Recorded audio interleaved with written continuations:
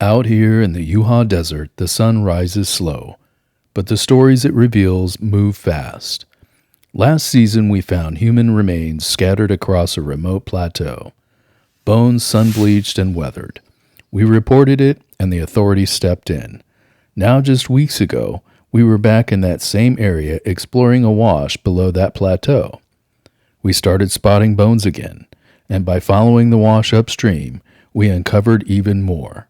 This video documents what we found.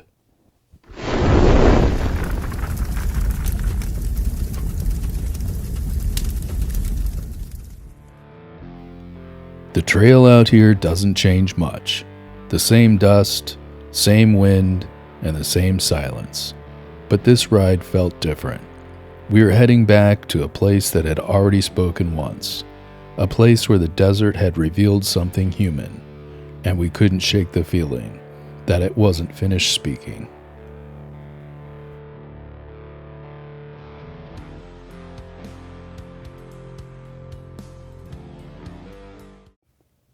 This clip is part of a recap. Last season, we found human remains scattered across a remote plateau. This jawbone was one of the first, sun-bleached, weathered, and undeniably human.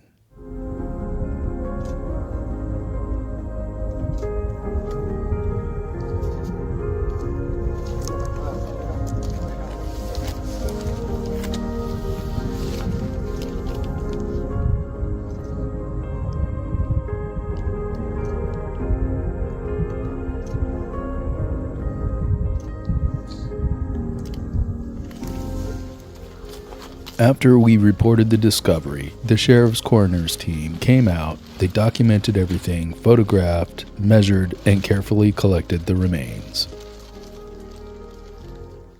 Now fast forward to this season. The same desert, the same silence, but it wasn't done speaking.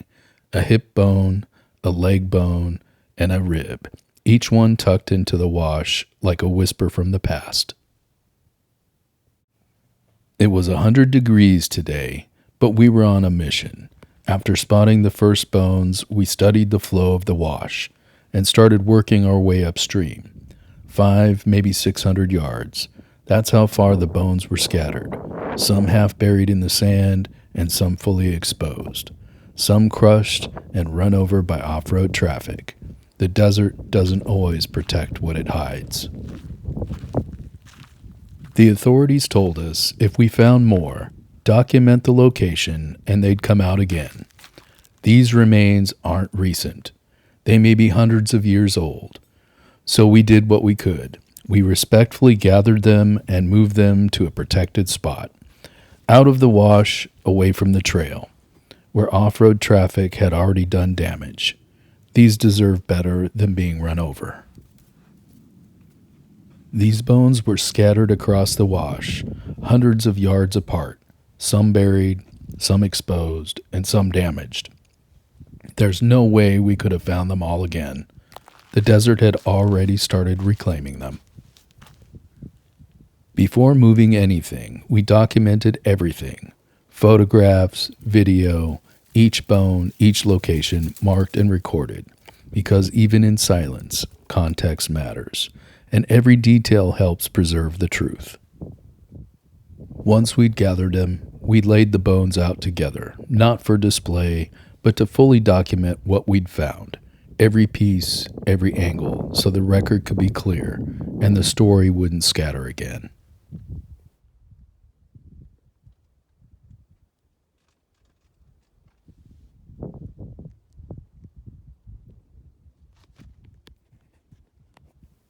Based on what we're seeing here, the bone types, the condition, the spread, I'm pretty certain this is part of the same skeleton we found up on the plateau last season. The mystery is still wide open. Who was this? How did their bones end up both in the wash and up on the plateau? That's not a shortfall. It raises questions about time, erosion, maybe even movement by animals or water. We'd be deeply interested in DNA results because that would unlock answers we can't reach on our own. Answers about time, origin, and maybe even identity.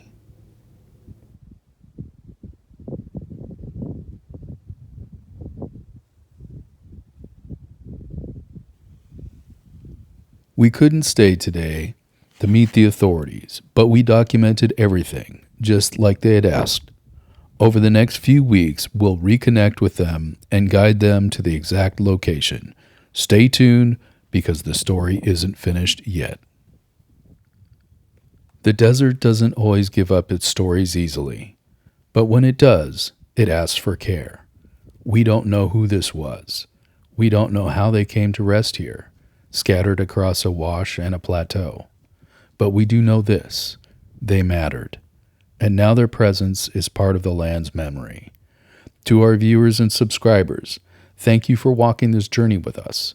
If this story moved you, please share it, like it, and subscribe. It helps us keep documenting with care. And as always, thanks for watching.